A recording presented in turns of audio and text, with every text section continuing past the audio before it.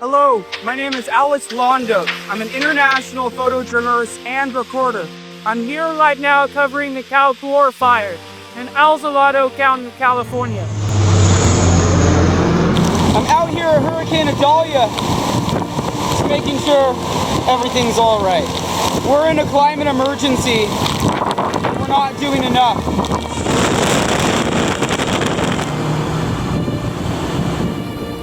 This is climate change. So there's a lot of vehicles all over the roads that are stuck, that slid out, or crashed.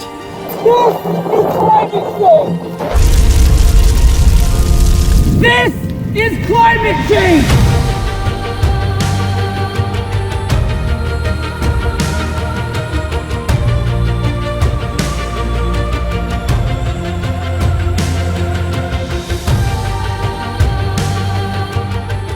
Welcome, I'm Dale Walkonen, and this is Facing Future.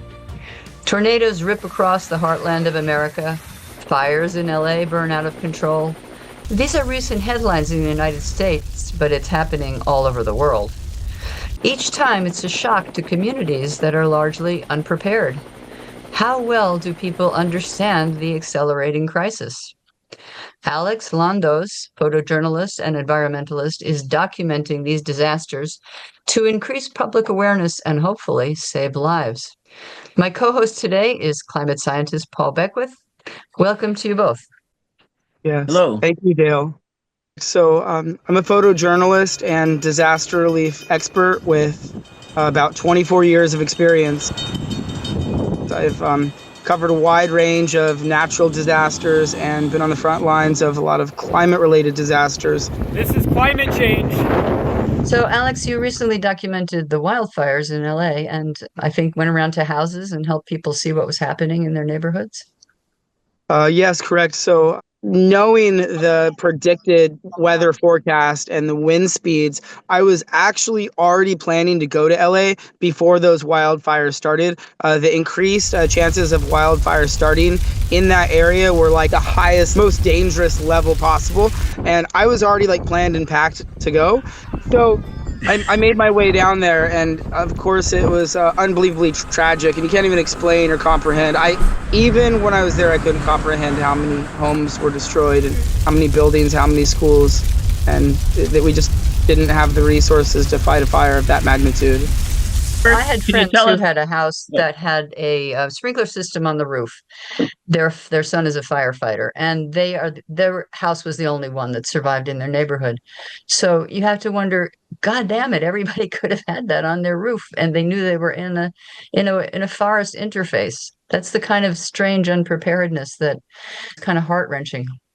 So speaking of unpreparedness, it seems like there's a lot of things. Well, after studying fire technology in school, I've taken several fire technology courses.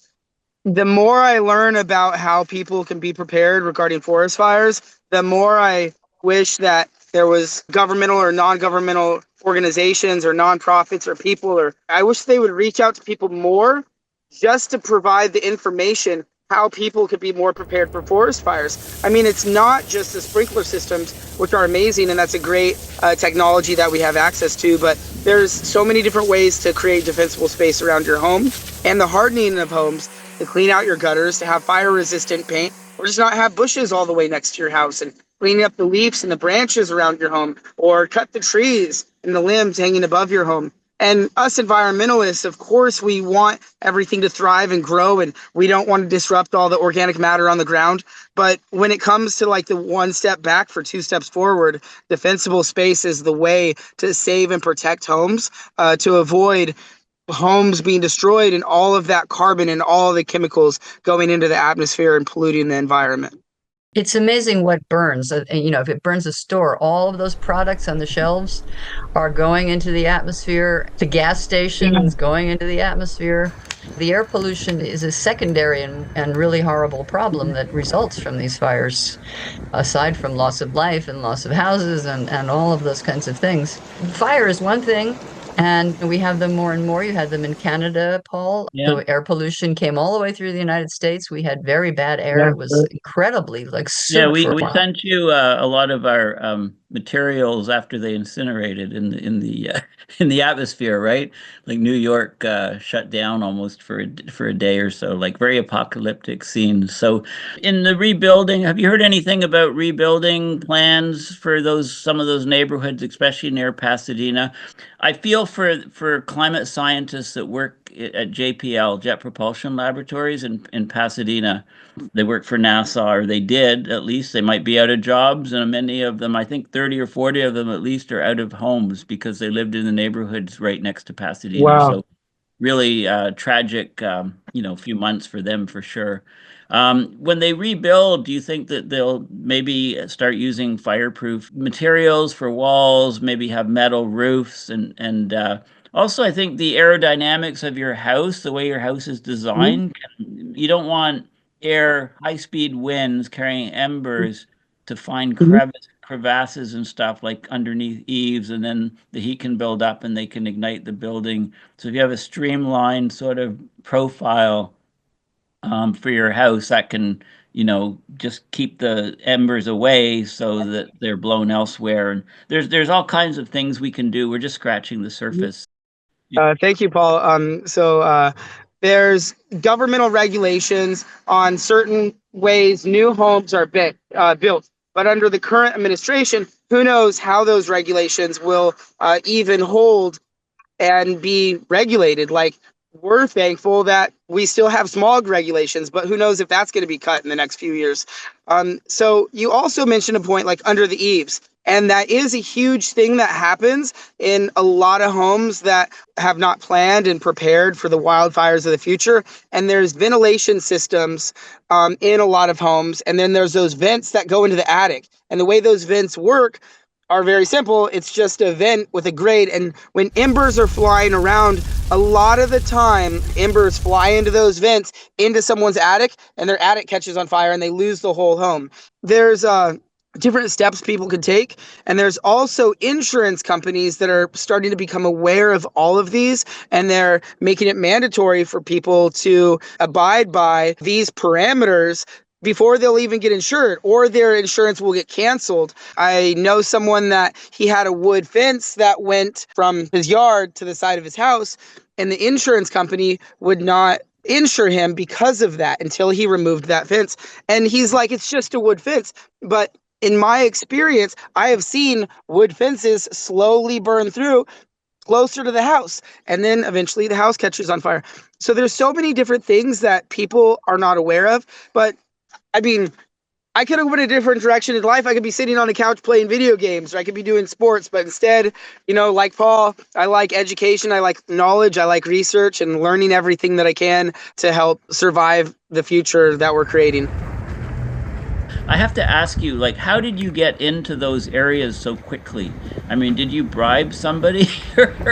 Like you got in there while the fires are still burning, and I understand you went street to street filming the house, whether it was standing or not, and then you posted those online so people could actually discover from your videos whether their Right. house survived or not. I mean, that's quite impactful, I would think. Like it's amazing to me some of the places you managed to get, and it's like almost like you have a sense for where to be, right? Or I Like I have experience. I have experience.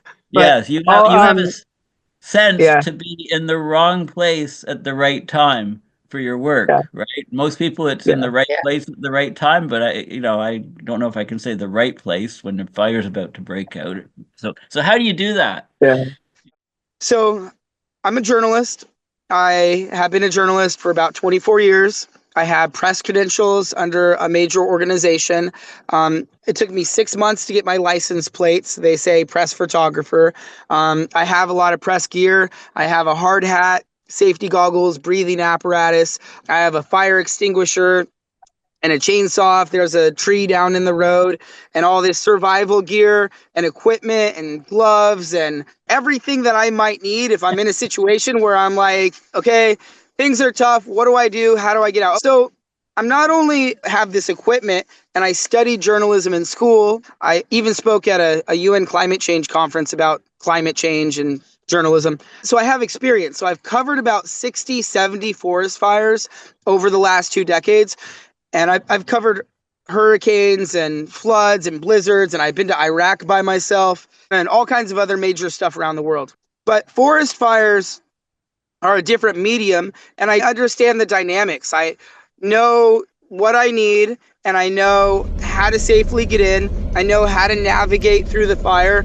I know the trajectory of the fire and kind of how they flow over a topographical area and how to stay safe. And once I'm in, I get all my footage, and usually you're under a lot of adrenaline.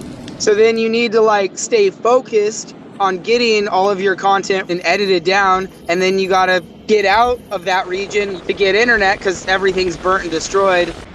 And it's a tough balance in between how long do I stay and how long do I help, or do I get out quick and get this footage to people because everybody wants to know what's going on, and then get back in. So it's like a choice. Do I want to keep getting more footage and helping more people, or get out my footage to everyone around the world of what's going on? So that's a conflict that I constantly have.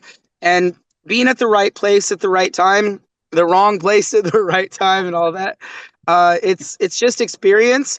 And it's also just not staying in one place for too long. You go in, you see what you can do to help, you get the clip. And a lot of times I'm in so many places, zipping around in my hybrid, I'll see where a corner of a structure is on fire, and I'm able to just like go find a firefighter. And many times I just show them, I'm like, look, this corner of the structure is on fire.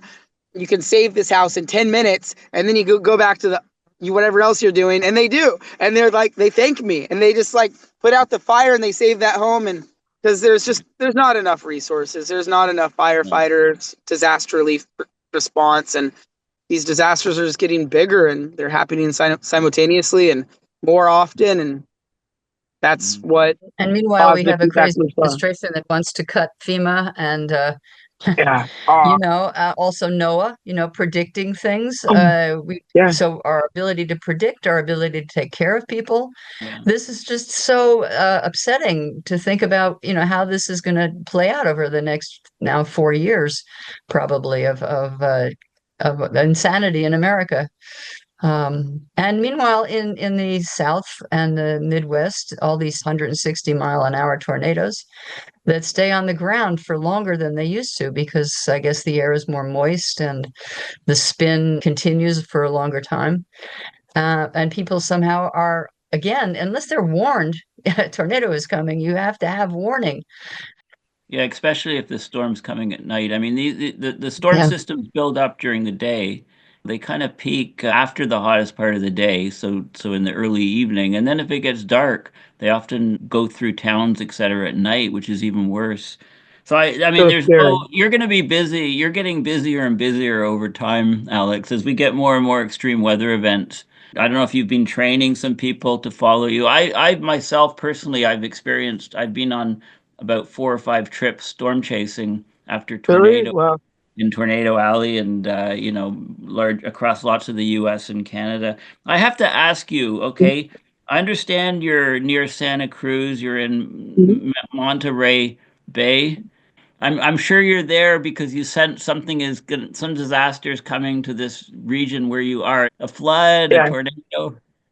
So surprisingly, nothing. I apologize for anyone that gets worried if they see me in a specific area, thinking there may be a disaster or a flood or fire soon. But no, this is Natural Bridges State Park, and then there's Natural Bridges State Beach.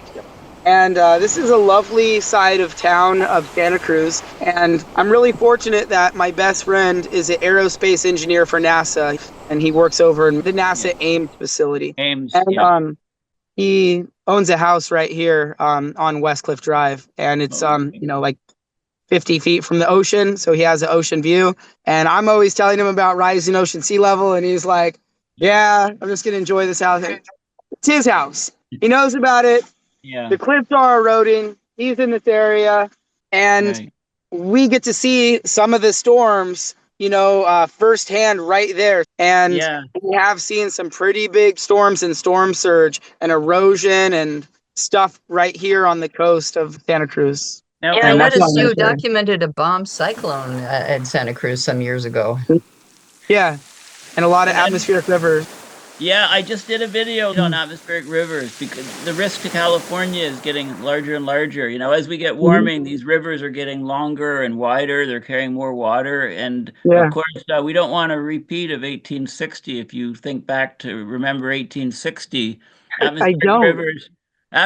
rivers, were persistent for about a month. They basically filled up the Central Valley of California. Sacramento was 10, 15, 20 feet underwater. The state capital had to be moved. That's one of the reasons Wow. why the soil is so fertile. Like it's a Mhm. breadbasket for the US, vegetables and fruit. So if that same, and there is subsidence in the Central Valley. It's actually sinking lower. It's the area of Correct. maximum land subsidence Because in we're over California. pumping the aquifers, right? And Yeah, then yeah, the water below. precisely. So, if atmospheric rivers, if they filled up that Central Valley again, think of the effect on U.S. food production and the Mhm. whole everything. Like it would be just a catastrophe of immense proportions. So, I mean, these atmospheric rivers, you hear the name quite a bit now, rivers in the sky, Yeah, we and they're never heard them in definitely, the past. And yeah, if yeah, you yeah, want to touch no. on that, now they're all So, the time. Like we have them, it's just a lot more frequent in the last yeah. few years. Yeah, I mean, just to remind people, for every degree of warming, you get 7% more water vapor being held in the atmosphere. That's the Clausius-Clapeyron equation. You can look it up, physics. And we get more intense storms and so on. So, anyway, if people want to follow you, what's the best way to do it? I use my phone and I get it usually straight to social media. Sometimes I utilize my phone and I broadcast through Facebook Live. Sometimes I broadcast through TikTok Live. I don't do YouTube as often, but Instagram's another one. I try to diversify where I send stuff, but Facebook and TikTok are the main places. How do people Yeah. find you? What is it? Do Use Oh they your yeah. look up your Sorry. name or Facebook. what? It's under Enviralize. So my name right here and Enviralize. And then when I'm broadcasting, a lot of the news agencies see my work, and I've been contacted by NBC, CNN, KSBW, KION, CBS, PBS, a lot of these major news stations that follow me on those two main social media platforms that I use. So it's kind of cool because I don't know who wants my footage all the time, and I'll be, just uploading video compilations and stuff that I pre-recorded and pictures, and I write little stories and yeah, just utilize the power of social media. But Paul, are you able to talk You're a little doing bit more, yeah, about some of the positive feedback loops and association with the higher moisture content into the atmosphere, and just maybe some of the positive feedback loops of like the droughts that are happening and could happen, and just touch on climate related anomalies real quick. I produce loads of videos. I'm big, Mhm. YouTube is the platform, and then I post it around to various social media, Mhm. and of course, work as much as I can with Dale when she'll have me on Facing Future. But I would talk about my favorite scientists that are doing and their work because I think that's the most important. So James Hansen's definitely right up there. He wrote the book Storms of My Grandchildren over a decade ago. He does updates often on his website at Columbia University and cutting edge science on how the International Maritime Organization reduced sulfur in shipping fuels, which has lowered clouds over the ocean. People Mhm. have not respected him as much as they need to. I'm talking about mainstream science, but they're starting to write papers about why the warming has jumped so much in 2023 and 24 with the reduction Wow. of sulfur. Another scientist right up there has to be, well, there's the Europeans, there's Johann Rockström and Yeah. Schellenhuber, the planetary limits, nine planetary limits. Their work is vital. Tim Lenton is one of my favorites for sure. He's the guru of tipping points. They just put out a report in January called Planetary Solvency, and there's actuaries involved in writing the report, and they're talking about hits to GDP being something like 50% by 2070. Really heady stuff. And the Bank of England actually has information they just put on their site talking about this report, as well as actuarial groups. So these are like financial number crunchers and Yeah. statistics. Of course, the insurance company is following this stuff extremely closely, doing their own research as well. Yeah. Because their industry may not be viable for much longer. And then, of course, there's Peter Wadhams, who I work with fairly closely. There's people at the Cambridge Climate Repair Center, like Hugh Hunt and Sean Fitzgerald, are doing great work, in my opinion. There's Yi Tao, who's doing the work with the mirror, the mirrors in third world countries. Jennifer Francis, I can't miss. It was almost a decade ago when she talked about the jet streams and the relationship to Arctic warming. So all of these factors, I try to look at the overall climate system. So I recommend people want to sort of get a better overview. I think there's certain key people that are very important to be familiar with their work. I think that's one of the best approaches, because otherwise, you can be spinning in all directions, not knowing. And it's hard for the average person to have a filter to know what's really important and what's just sort of like peripheral. So Yeah, well follow said. me.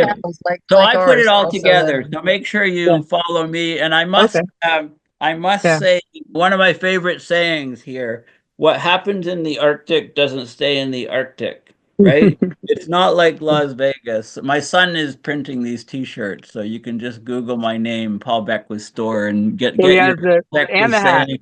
Or you need to get a baseball cap, with the jet streams going around or something, saying everything's going nonlinear or whatever. Yeah. So, Well, yeah. Alex, you're doing triage, which so few people are doing in a crisis and helping people. Damage control. Yeah. Too bad there aren't more people. Maybe if you could train more people, that would be fantastic. It's been wonderful to talk with you today, and I really appreciate your coming on and helping people understand how they can prepare. And Alex, you might consider Yeah. like an online course on disaster preparedness and what you're doing. Like talk about some of the supplies that you should have and so on. You can't do it all on your own. You've got immense knowledge in this field, so don't let it go to Yeah. waste. Anyway, if I see you need a tracker, you need an air tag so people can look, there's Alex, something's gonna happen in this location. Yeah. Right. Well Indeed. said. Yeah. Thanks again. Okay.